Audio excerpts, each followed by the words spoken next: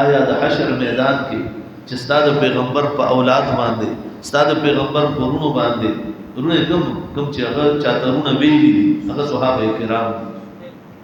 چې پیغمبر چاته ملګری ویلي دي هغه صحابه کرام دي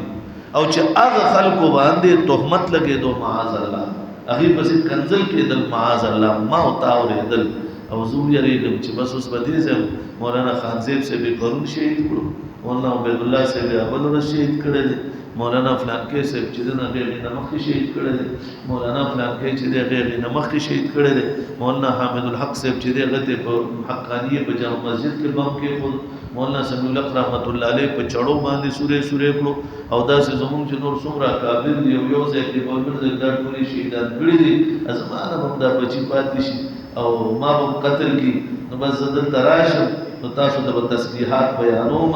او تاسو ته به هم چې فلانکې بزرګ چې وم څنګه چې په نټ تاسو وینئ چې شیخ عبدالقادر جیلاني 20 کاله ډوبه شوې کښتۍ راایستې وه یا به درته ویم چې د روحونو تیلی پلاو کړې وه بس دا به درته ویم تاسو به هم واه کوئ او کیسې به د کیسې ما سره دومره ډېرې دي خو کیسې درته زه نه کوم ما زه وایم حق به درته بیانوم که چېرې دې ځای کې مې حق پټ کړو د حشر میدان کې به خپل پیغمبر سره مخ میلاو نه کړم